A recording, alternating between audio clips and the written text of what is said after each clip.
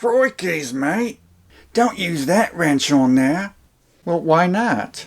That fitting's too rusted. It's gonna be a royal knuckle buster. But this is the factory-approved wrench. It says to use it in the manual. That's not a wrench. This is a wrench. Well, I've never seen a wrench like this before. Don't grip it like a Sheila. Lock it down. Whoa, it worked. So yeah, this is an unusual vice grip. The head of it kind of looks like a marsupial. This is the LW series from Irwin. I like to think that it stands for lazy wombat, but probably not. The head offers 3 points of contact. So it grips the nut on 2 flats, and then there's like a lobe part on the bottom. There's no teeth on the part that contacts the nut, so it keeps marring to a minimum. I also call it the Midwestern flare wrench because it excels at removing rusted flare fittings on brake lines that we have here in the Midwest. A regular flare wrench can spread and round off the fitting before it loosens. This locks down and keeps a tight grip on it.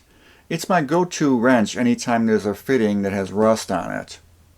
These come in 3 different sizes. There's a 10 LW, which is around 10 inches long and goes from 5/8 to 1 1/8 inches. A 7 LW, which is a little over 7 inches long and goes from 7/16 to 3/4 inches. And a pocket-sized 4 LW, which goes from 1/4 to 9/16 inches. The larger ones work great on power steering and transmission cooler lines. The only caveat is you have to have enough room to get in there with the tool. So it's not going to completely replace a flare wrench set. The tiny 4-inch one is great for small fittings on drum brake wheel cylinders and also for bleeder screws. Because it's so small it can get into tighter spots. The 4-inch one that I have was made in the USA, while the 2 larger ones were made in Taiwan. I'm not sure where they're being made currently.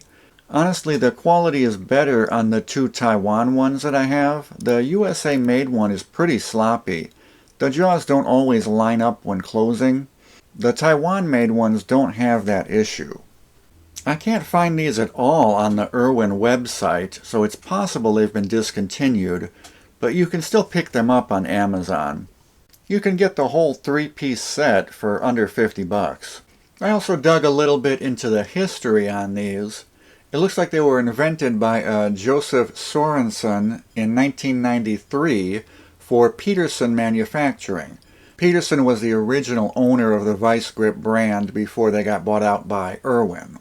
While reading the patent documents, I also noticed it looks like this was originally intended to be a bicycle tool for tightening spoke adjusters, which is interesting because I've never seen these advertised for that purpose. So like I said, these are my go-to for rusted fittings. If there's any kind of rust on the fitting, I just grab one of these right away. I don't even bother trying with a regular flare wrench anymore. That way there's no risk of rounding the fitting off. Now for fittings that are already rounded off, that's another story. I have another secret weapon tool for that, but I'm saving that for a future video, so be sure to stay tuned.